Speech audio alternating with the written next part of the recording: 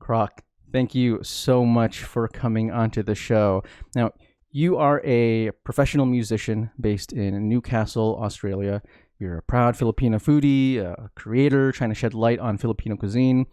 As most people on the page know, I'm also a Filipino foodie, so I'm excited to hear your story and all the cool things that you're working on. But first, I think we should, figure out where all this began. How did your love for music and food begin, and what inspired you to take both of those passions to the next level? Okay. Well, I guess we'll start with music. I've grown up in a very musical family. Filipinos like this. Like, I think it's you're born in the. But pretty much, my mom's a professional singer. She was traveling around. She was scouted from her province in northern Samar, Wow. and she was singing in Manila and all over the world, like um, Dubai, Japan, Abu Dhabi, and then in Vanuatu, where they ended up living there for a while. And my dad moved over, Hmm. and that's where I was born in Vanuatu. And they used to sing there, and just growing up watching them sing, and then they moved to Australia, and yeah, they were actually they were just teaching me by example, really. So I Hmm. just learned by watching, and I didn't think I'd be singing, but now I'm a professional singer. So yeah, so yeah, I never thought I'd sing, and then yeah, pretty much that's what I do now. And in regards to the marinade, I don't know, with Mini Pinoy Grill, my uncle would always cook this chicken barbecue on this little crappy barbecue, but the food was just so amazing. Uh-huh. And that just like it just reminds me of my childhood, like all the cousins around, and he'd just cook this chicken, and it just stuck with me, and I started making this marinade and bring it to all my friends' parties and stuff like that, and everybody was like, "What's in that?" I'm like, "Aha!" So I said, "One day I'll bottle it," and then so I did, and now it's out there on Amazon and via our website and everything like that. So yeah. Awesome. So you have this musical foundation with your mom, who's this successful artist, and then you've always had this influence of food. Music wise, like, was there a moment where you were like, oh, okay, this is what I want to do. This is my calling. This is something that I want to pursue as a career. What event led to that transition? Yeah, definitely. Well, I was always doing it part time, and I like just with my personality. I think I've learned that I do a lot of things at the same time. Hmm. That's just I don't know. I never thought of it as anything but that. Yeah. But when I finished uni. I was studying information science at uni, Hmm. and I thought, okay, I might as well get a job in that degree since I've. Yeah. Yeah. So at the time I was still singing, but I thought I'm just going to focus on this job and do it. And I moved to Sydney, and I got a job at a college being like a support engineer Hmm. for a college. Hmm. And I was there for 8 months. And at that time, I was really trying to. I found a vocal coach, Hmm. and we were just chatting, and he said, I said, I'd love to sing more. And he goes, you should do this thing in LA. You should go to this vocal camp called speech level singing. And I thought, Hmm. oh, yeah, all right, I'll do that. So I was only meant to go for 10 days, Uh-huh. but I ended up quitting my job and leaving, going to LA. Oh my gosh. And that's how it was. I remember the first day I got there. I felt like, I'm like, what the hell did I just do? Would you sign up for? Yeah, literally, the day I left, the day I was leaving on the plane, I said, because I was only going to go for 10 days. The camp was Uh-huh. only for 10 days. I don't know why I quit, but I just thought, I'm just going to do this. I rang up my boss and I said, you know what? I think I made the wrong decision. And he's like, I thought, like, I said, I thought I made the wrong decision. I want to come back after I do the camp. And he goes, well, if you come back, you got to start from the bottom again. And I said, well, thank you for telling me that. I'm going to go. But it was like a blessing in disguise because, like, if he had never said that, I probably would have gone back to work, and I would have stuck with the job, and So, yeah, like, did something happen in those 10 days? Like, because obviously you went in there thinking, okay, this is just this 10-day thing. I'm gonna come back and maybe I'll learn something and bring it back here. But like, that's a huge, like, especially to quit your job and to decide to move. There had to have been this strong force that kind of made you want to make this. Yeah, it was such a weird feel. Like it was such a, I don't know. It was all meant to happen, really. But in saying what sort of changed my mind is like I just met a lot of people in the industry, and it made me realize, you can, like I met some like a Filipino. My coach is actually Filipino too, Oh, nice, and nice. she was absolutely amazing. She helped me get my voice to a point where it is now, and then she introduced me to her brother, which he was like it was like wow, like I was producing at home, but he was producing at home, but working with like the backup singers from Prince's band, Oh and my and I was gosh. like he said, I was like wow, so it's like you didn't need that big studio that everyone was like that you think. Like you don't have to have this whole production thing. Like you can do it Yeah, more solo nowadays. yeah, exactly, and I just went wow. I'm just like I can really do this. Awesome. So yeah. And for food, like, so you had always been into cooking. This always was sort of a part of your passions. Um, did someone just convince you one day, like, hey, like, go bottle that shit? Like, when, or was it like you always wanted to do that and it finally culminated? Well, yeah, actually, when I was younger, I'm maybe like 14, I wanted to be a chef. And then Uh, my cousin at the time was a kitchen hand, and he was like, he was telling me stories like, because I can imagine going in the ranks of cooking. It's not the uh, best of atmospheres, I guess. Like they're pretty. I don't know, from all the cooking shows, you feel like yeah. it seems pretty high. So he told me he had to crack 40 eggs, and I was 14. I'm like 40 eggs. I'm like. I'm not doing that. Like that's so that scared me away from cooking. But I always just loved cooking.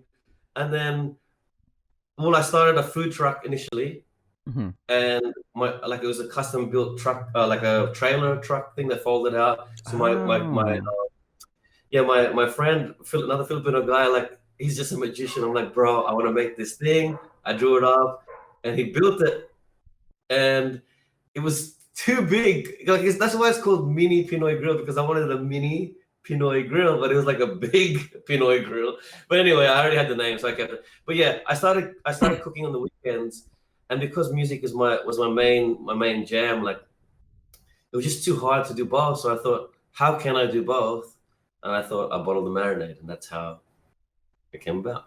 Awesome, man. Now, um, you know, I think this next question is something that I feel really strongly about since I am Filipino. But I've always wondered why Filipino artists haven't blown up as much as other Asian artists. And this isn't shade to non-Filipino Asian artists, but it's more a sort of an observation of the density of talented Filipino singers and songwriters and musicians who are multi-talented artists like yourself. And it's sort of unreal, yet a lot of our people's music doesn't sort of get the publicity or the recognition I feel it deserves. Why do you think Filipino musicians have a hard time transitioning into the mainstream? Like, do you think it's us? Do you think it's a problem with the industry, the audience? What do you think is going on? Well, that's actually a good question. I think it's because Filipinos are quite humble, and I think they don't really they don't push out the stuff as much. I feel like that. Like they just feel like they do it because they love to do it. And if someone was to harness that, oh my God, it'd be amazing. You know what I mean? But Yeah. I think at the moment I feel like we're all just finding our feet. There was something happened. I don't know. Whatever happened, it just seems like now Filipinos are definitely getting recognized, especially with people like Joe Coy and like getting that culture out there, because no one really knows. They get confused. They don't know. Yeah, some people. It's not. I feel like only the bad stuff has been out there, like the connotation of food is balut, and I'm Yeah. like, you Hmm. know what I mean? I'm like, man, like there's so much more. Even though Filipino food is maybe not the most healthiest food, Hmm. but it's the best for your Yeah. soul, sort of thing. Hmm. So Yeah, because like what I find so fascinating, especially in the United States, like the United States has a huge passion for home style cooking and soul food. And I always thought like Filipino food really is like a soul food. Like it's not the most like, Instagrammable looking thing. Like you can't really show a bowl of dinuguan and people are like, ooh, I know what's up with that. Like, like you had to kind of we had to sort of explain our culture. But I love what you said about how I think a lot of Filipinos can be really humble in terms of not feeling like they should be marketing themselves or putting themselves out there. Like I feel like a lot of Filipinos are just, like you said, like they're really passionate about their art, but they just don't want to be out there. And I hope that more Filipinos and more creatives can sort of take that under the wing and maybe help elevate a lot more of these Filipinos. Now, another project that we were talking about earlier is something called Mini Pinoy Grill. Now, when I first read about Mini Pinoy Grill, I thought that you were selling like a Filipino George Foreman grill or something. But Oh, really?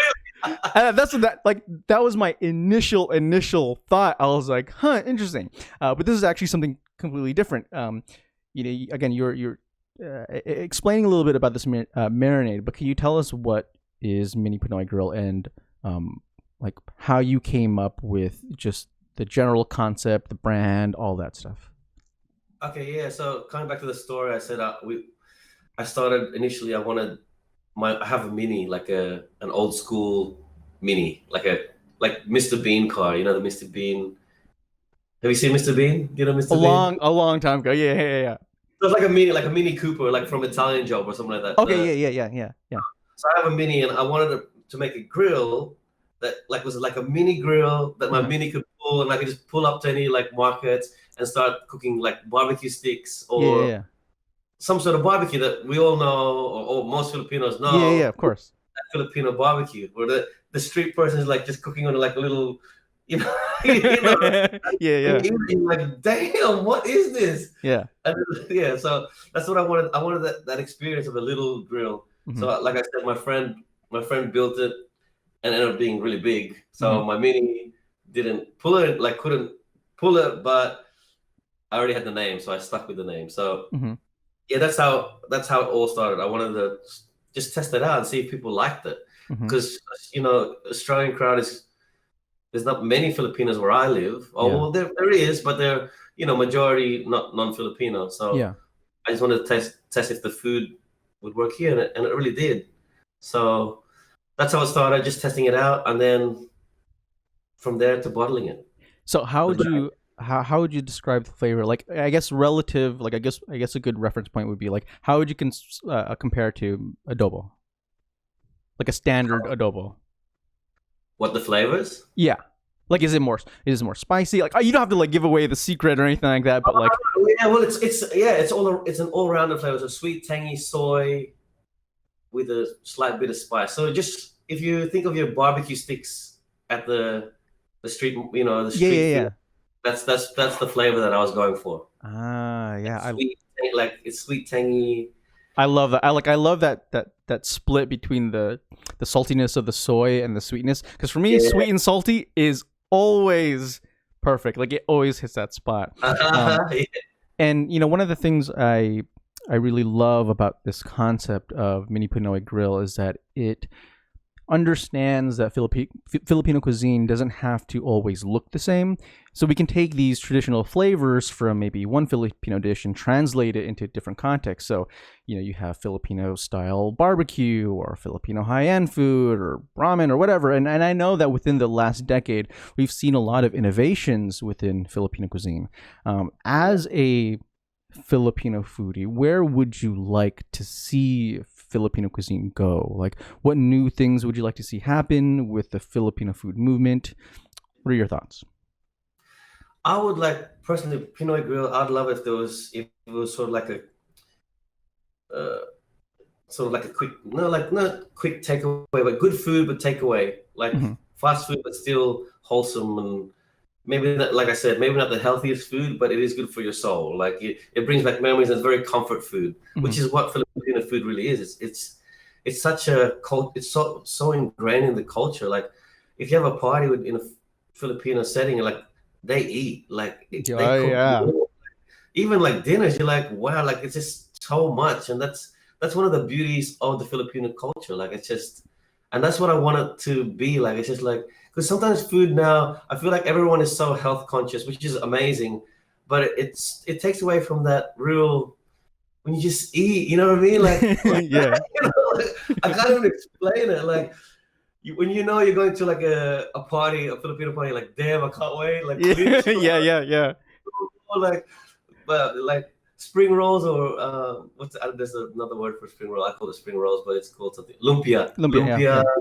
pancit. Like you know, like it just those memories. It just brings back.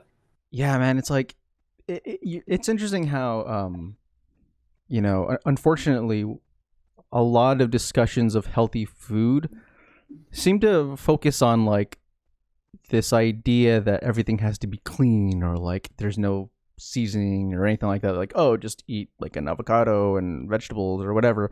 But I think what's really interesting, even when in the context of Filipino food, is like a lot of Filipino food also can be relatively healthy. I mean, like we eat a lot of fish, and so I actually love what you were talking about introducing like a genre of more fast casual Filipino food, because when you think about it, it's like you're right. Barbecue skewers would be a perfect like fast food. And it makes me wonder, like, why don't we have a palabok shop, or why don't we have like an adobo cart like everywhere? Because you would think that given how warm and comforting Filipino food is, that we'd be all over the map. Yeah, exactly. Like you're exactly right. But I there is a group that I have joined in Australia called, which I think is a chapter of an American group, which is called the Filipino Food Movement. I don't know if you've heard of them. Mm-hmm, mm-hmm. So they're actually, it's I feel like it's growing. Like there's a halo halo truck, which is Yeah, called yeah, mix, yeah. and like different things like that. And a guy in Sydney has actually released his own ice cream, like ube ice cream, and a range of like like Wow. amazing. Yeah. And the Yeah. group, they just No, good, good, good. amazing. Yeah, like they're just getting it out there, and there's the groups that like we all caught up for Christmas, and it was just great to see what people are doing. Yeah, and it's weird because like I remember, you know, unfortunately I don't live with or around my family anymore, so I haven't had the privilege of going to like iconic Filipino potluck where you walk in, you're like, oh shit, there's a whole lechon on the table, and it's like, and like you said, it's like every like a lot of Filipino gatherings are like a feast, and it's like you go there, and I remember hanging out with family, and then you'd go to like a random auntie's friend's house who specializes in a business where they cook lechon in their backyard. And it's just interesting because it's like there's so many Filipinos who have all of these recipes and all these culinary skills sort of in their family and in their brains, and I just can't wait to see more of an explosion of these restaurants, because I feel like Filipino food hasn't had really that much attention, and I hope like with brands like yours we can sort of start to branch out and get more people accustomed to Filipino food. Now, shifting gears a little bit, another project that you're working on related to art and related to music is something called LoveTones, which is a really interesting concept that I hadn't heard before. Can you tell us what LoveTones are and what got you into working on this?